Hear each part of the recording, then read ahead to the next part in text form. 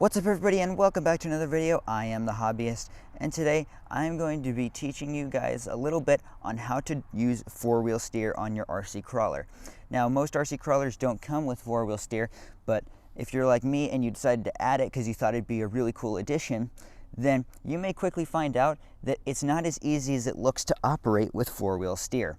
So these are going to be some tips and tricks in no particular order of how to use four-wheel steer more efficiently, because trust me, once you know how to use four-wheel steer correctly, it can be a lethal weapon on the crawling course. Let's get right into it. So I'm going to be doing all the lines today in both four-wheel steer only and a combination of different versions of the steering. Now, if you're like me and you built this four-wheel steering on your own, then chances are that you programmed it. So most of you probably have crab steer, rear wheel steer, four-wheel steer, and front wheel steer all on different modes.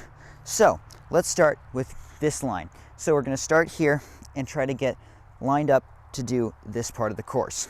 So let's start with doing just four-wheel steer. Okay, so I'm in four-wheel steer mode at the moment. So I'm going to try and climb and make this line.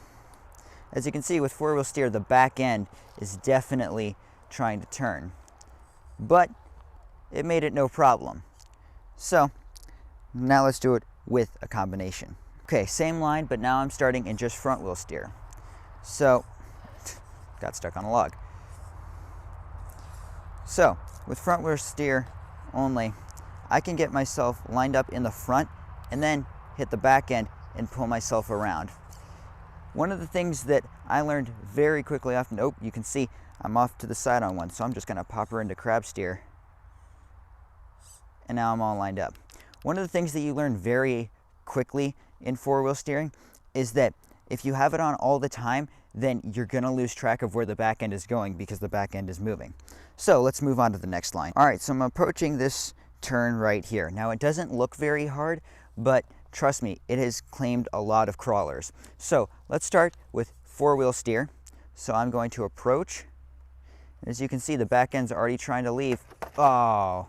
And it already fell. Hang on, let me reset. Okay, starting off a little bit closer now. Had I not been in four-wheel steer mode, I probably wouldn't have fallen. But anyway, let's approach the turn. I'm still in four-wheel steer. Trying to make that turn.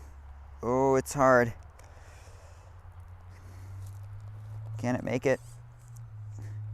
Yes, it made it. But I did fall trying to just get to the turn. So now let's try a combination. All right, so I'm starting at about the same point where I started last time, right before I fell. So let's approach it this time. See, with front wheel steer, I only have to pay attention to the front really. Now, as I approach it, I'm gonna wait and then steer here.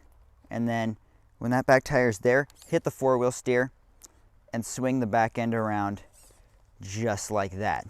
Now, I have not fallen and I still got through. One of the coolest things about four-wheel steer is that when you've got a long wheelbase truck such as the Hammerjaw, then you can actually hit four-wheel steer and make a really sharp turn.